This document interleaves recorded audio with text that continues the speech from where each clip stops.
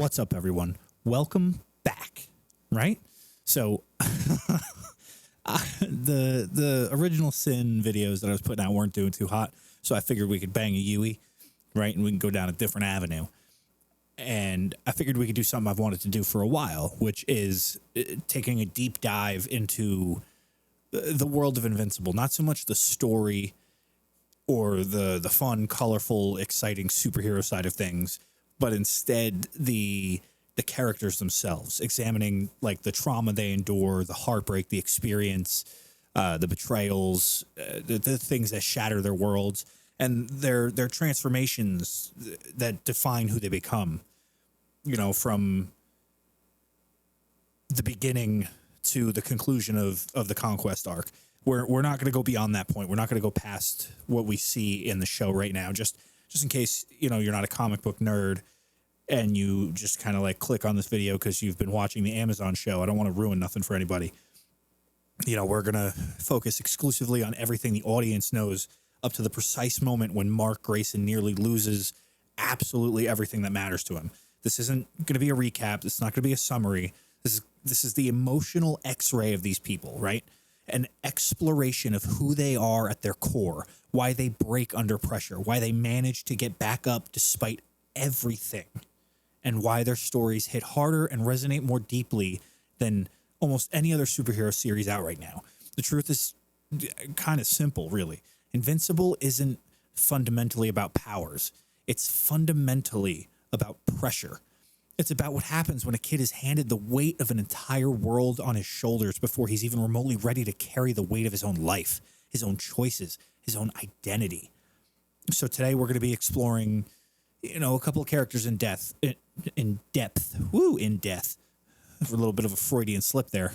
We're going to be exploring Mark Grayson, Nolan Grayson, the mom, Debbie Grayson, you know, Adam Eve, Cecil, Robot, Monster Girl, Oliver, Alan the Alien, and maybe we could touch a bit on the Viltrumites. You know, we're gonna follow it all the way up to the critical moment when Conquest forces Mark to face the monster he was supposed to become, according to his bloodline. So, you know, let's begin this journey, huh?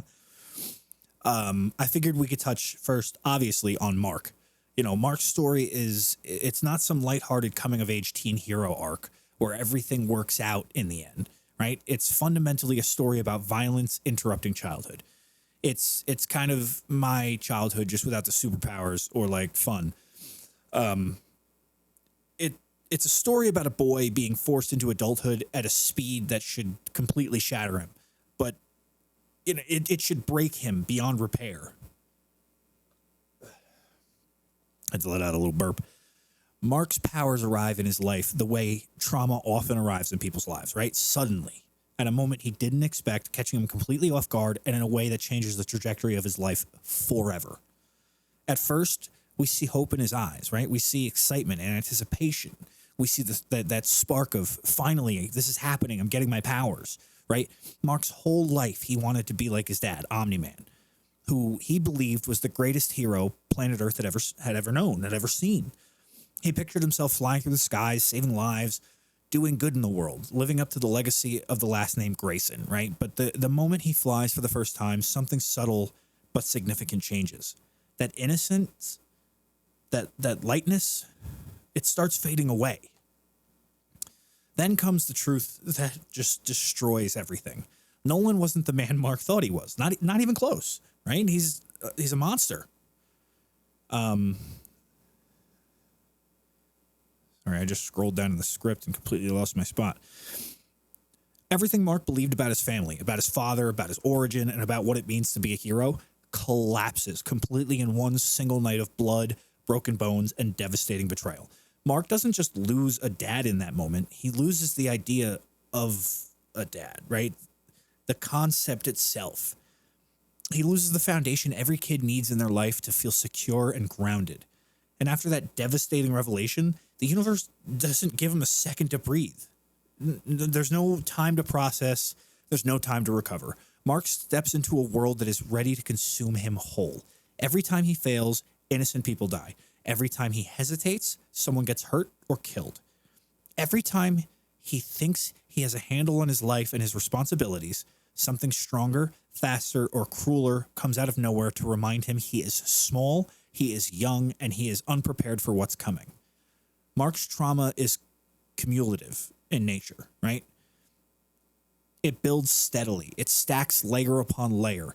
It piles on top of itself until he starts losing track of where the hero ends and where the broken teenager begins, until the line between them blurs completely. And then, out of nowhere, conquest.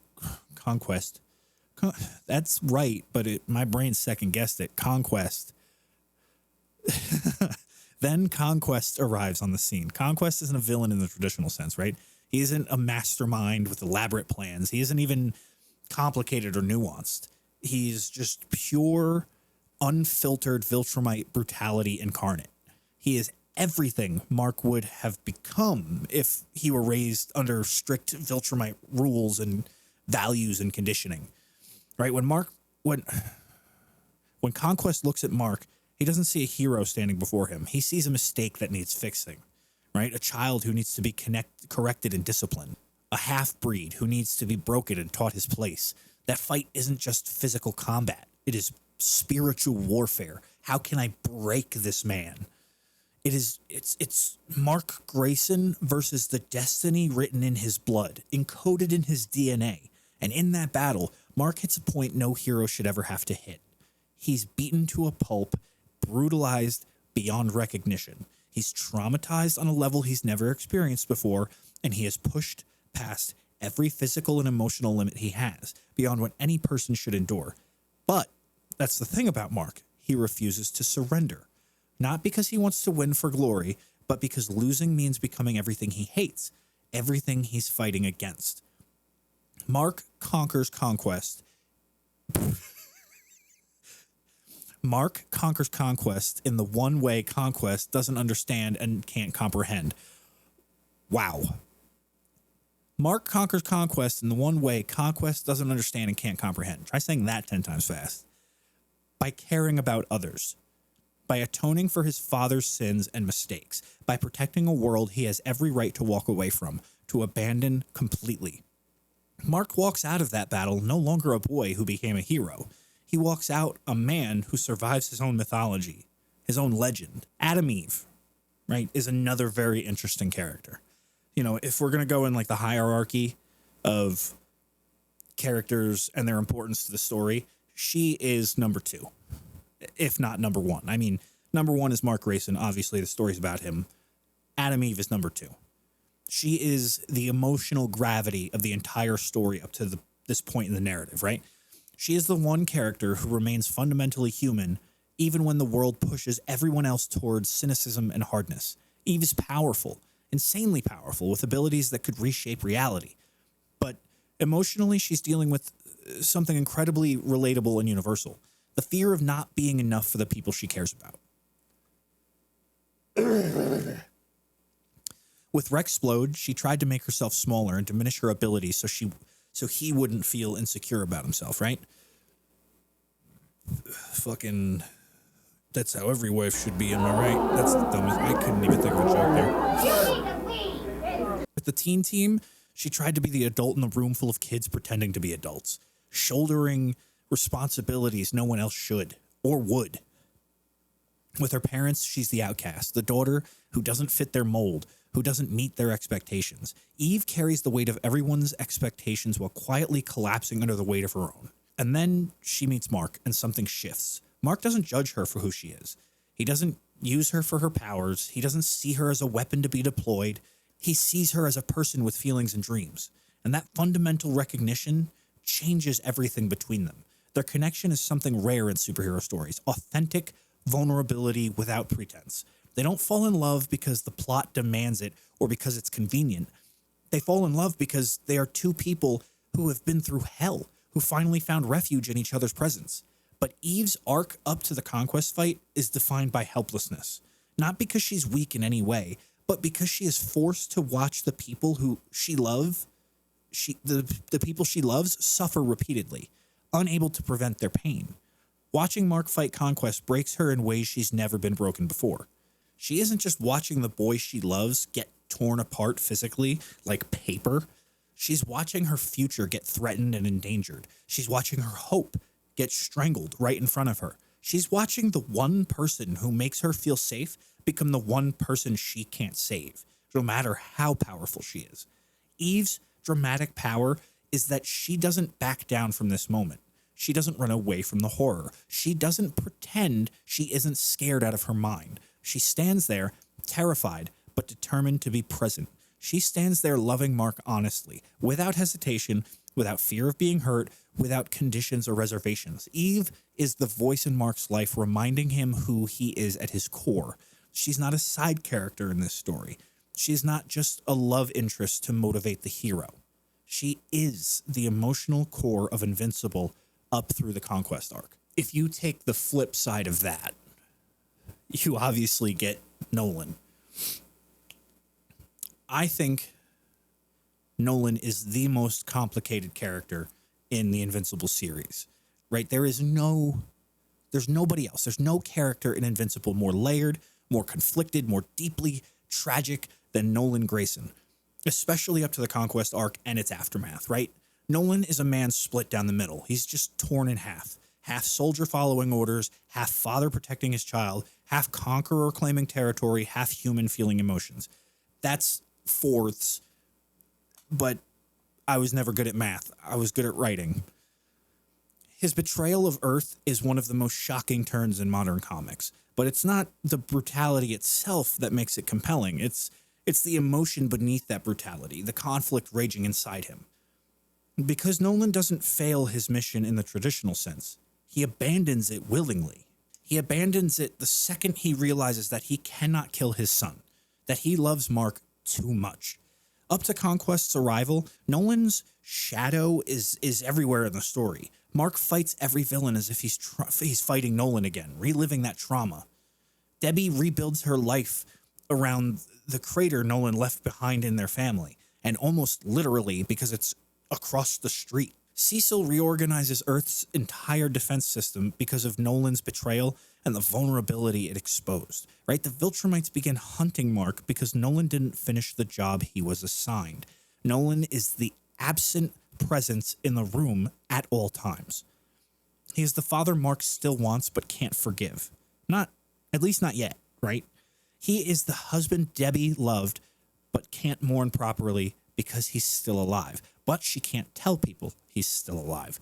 He's the soldier the Viltrumites trusted but no longer believe in or respect. And then comes the part that really breaks him on a fundamental level. Conquest is the reminder of everything Nolan pretended he wasn't, everything he tried to escape. Conquest is a true Viltrumite through and through. Nolan is a deserter who abandoned his people. And the moment Conquest shows up to correct Mark, Nolan's past and Mark's present collide violently and catastrophically. Nolan's greatest crime wasn't killing the Guardians in cold blood. His greatest crime was raising a son he couldn't bring himself to destroy when the time came. His greatest weakness was love, human emotion. Whoa. And in the end, it saved Mark's life. But it damned Nolan's standing amongst his people, right? Nolan's arc up to Conquest is one of the most dramatic dual identity stories in comics that I know about. I'm sure there's others. Like, I watched a Solid JJ video, and it was about the absolute Batman universe and how everybody's powers are like turned up to 1,000,000. And Robin was like, "Yeah, but shouldn't your parents just be more dead?" I don't know why I thought about that. This just kind of reminded me of that. He was like explaining, like, Batman is like 10 feet tall, 450 pounds in this one. You know, his strength and his determination are turned up to 1,000,000, but like, that's not his defining characteristic. Like, his defining characteristic is that he became Batman because his parents had died and he wanted to prevent that. So like, if his defining characteristics were turned up to 11, then it should just be like that his parents are more dead. But anyway, Nolan, right? Nolan, his to my understanding, his arc is the most dramatic in comics. You know, he's a man torn between the world he was born to rule and conquer and the world he didn't mean to love but couldn't help saving, right? And with all the hurt and with all of the torture and torment and duality, you have Debbie, right? Debbie's a different kind of strong. Like, I don't know if any of you have single mothers. Like, if your parents got divorced and your mom was single, or maybe your dad had passed. But if you haven't gone through that, or if you haven't witnessed that, or a friend hasn't had that kind of mother, that strong is something that you'll never witness. Like, a mother lifting the car off of her child is a physical strength brought forth by love. But a single mom who works 2 jobs, who loves her kids and never stops, that's Reba. I'm sorry, that was a really bad joke. But Debbie's kind of strong, right, is the kind of strong people don't write comic books about. But they absolutely should. Debbie survives what would emotionally annihilate most people, what would break them beyond repair. The love of her life wasn't just lying to her. He was lying about everything that mattered. His name wasn't real. His purpose wasn't what she thought. His species wasn't human. His loyalty wasn't to her or Earth. His morality wasn't aligned with hers. He was a weapon pretending to be a husband playing a role. And Debbie still gets up every morning and faces the day. She still supports Mark through his struggles. She still tries to hold her world together with shaking hands and determination. She is propping her life up with toothpicks. I'm from Jersey, right? And when we had Hurricane Sandy, everything kind of went to shit. And my grandmother had a small little tiny, like, 1-bedroom bungalow on the beach. And I remember it was me, my grandfather, and my brother, and we were there digging it out all weekend because it got filled with sand. And then the government comes along and goes, hey, yeah, if you're not going to, you have to knock it down and put it up on stilts. Otherwise, you know, we're not going to fix it. We're not going to pay or something. It has to be condemned. And my grandmother was like, I don't have the money for that. Like, this, I took my whole savings and bought this little house so that my family could have a place to come. And you're telling me I have to completely rebuild it? It just kind of, that's the kind of strong Debbie is. You know, she in the face of adversity, in the face of just hate, she finds a way. You know, her strength isn't flashy or dramatic, right? It's real and grounded. And when Mark fights Conquest, Debbie's worst fear becomes reality before her eyes. She might lose her son the same way she lost her husband. Violently, suddenly, without warning or preparation, right? Debbie is not a background character in this narrative. She is the emotional realism grounding the entire narrative in human experience. And I don't know how you guys feel about Cecil, but it seems to me that every episode that I watch of this show makes me flip-flop between, oh, Cecil, you're horrible, or I get it. I get why he's doing what he's doing. But the end of the season really makes me go, Cecil, what are you doing, man? You know, they try to set him up as the definition of necessary evil.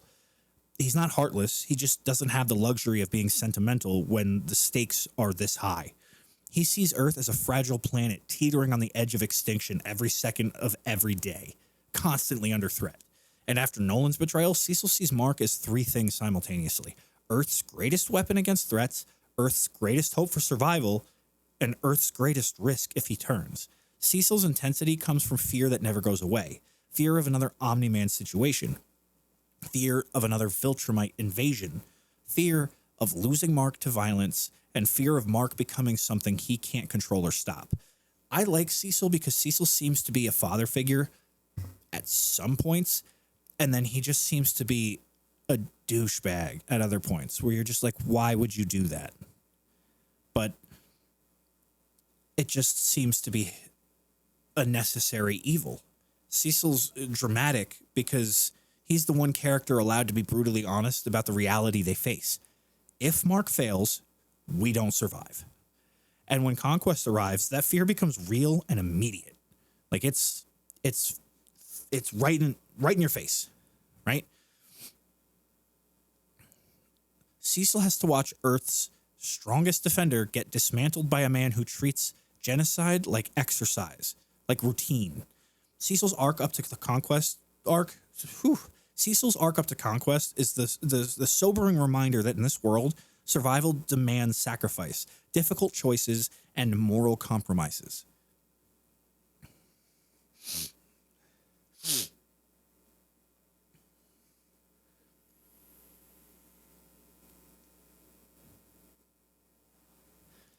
All right, now with the main cast out of the way, my next the two outsiders, I would say, the two people that I like the most have to be Robot and Monster Girl, right? Robot is logic without humanity. He's pure calculation, or Monster Girl is humanity trapped in a life she can't control, losing herself.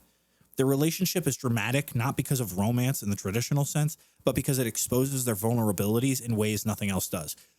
Pause for a second.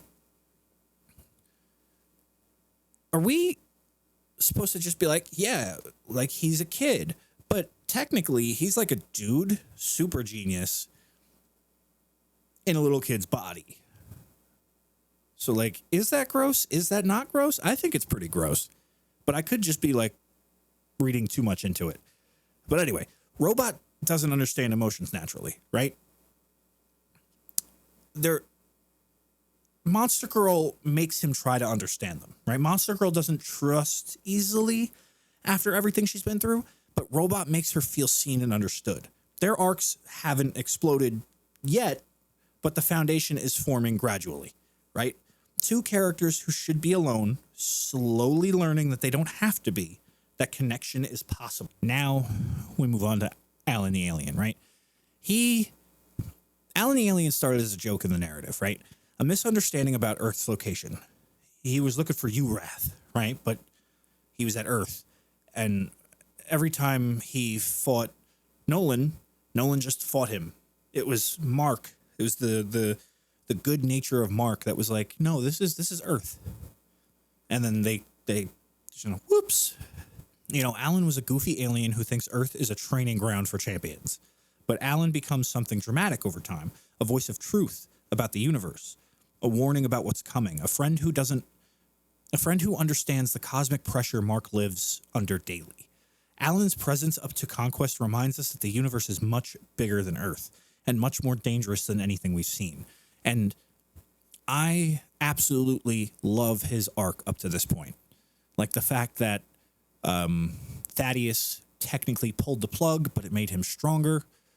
He's a Unopan, and I don't remember if Unopans as a whole are able to just adapt, but it seems that within the mythos of Invincible, that if you have powers, if you heal naturally, your body comes out of it stronger, which is something very important later on down the road.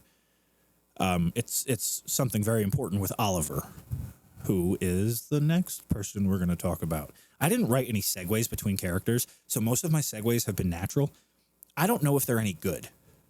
Let me know down in the comments if they're at all any good. Otherwise, I'm going to have to start writing them instead of just writing like character dash traits about character and things, bullet points, But Oliver's young, right? But his existence is dramatic on its own. He represents several things at once. Mark's connection to Nolan that can't be severed, the next generation of Viltrumite power emerging, and a future Mark doesn't know if he's ready for or capable of handling. Oliver is the living reminder that Mark will always be tied to Viltrum, whether he wants to be or not, whether he accepts it or not, right? And with the Viltrumites is conquest. Conquest is just the beginning of what's coming. The Viltrumites are dramatic because they don't need theatrics or showmanship. They don't need speeches to justify themselves. They don't need plans or strategies. They are inevitability itself. They are pressure that never stops. They are the fate Mark refuses to accept as his own. And with conquest defeated, the Viltrumites now know exactly one thing for certain. Mark Grayson is dangerous to their empire, and danger must be corrected, eliminated, or controlled. So here we are. At the end of the Conquest arc, Mark is forever changed by what he's endured. Eve is no longer just a partner, she's a lifeline keeping him grounded. Debbie has survived her second apocalypse in one lifetime. Cecil's fears have been realized and confirmed. Alan sees what Mark is becoming, the hero that he's growing into. Oliver represents the future Mark must shape and guide. Robot and Monster Girl are finding something strange but real between themselves, and the Viltrumites are watching them from afar. Everything from here on is bigger in scope, darker in tone, and more intense in conflict. But it all starts right here, with the boy who refused to become the monster he was born to be according to his bloodline. If you want the next dramatic analysis, once the next arc hits your timeline, let me know in the comments. Thanks for listening, and I'll see you in the next one. Get rid of thanks for listening. I'll see you in the next one. If you want me to deep dive into the story, like the other videos I've been posting, and you want me to make videos like that about Invincible, I'm more than happy to. All I need is one person in the comments to just like write pee pee poo poo pants. I want it, and I'll be like, you got it, random stranger. I got my first comment today. Well, it was like 10 days ago, and I'm super happy about that because it means I'm just not yelling into the void. And I think that's what I'm going to call people that listen to this. I'm going to call you all the void. So regardless, I'm yelling into the void, and it all comes full circle. But until then, until it's the void has amassed a group of people that I can call the void, I want to thank you all for listening, and I will see you in the next one.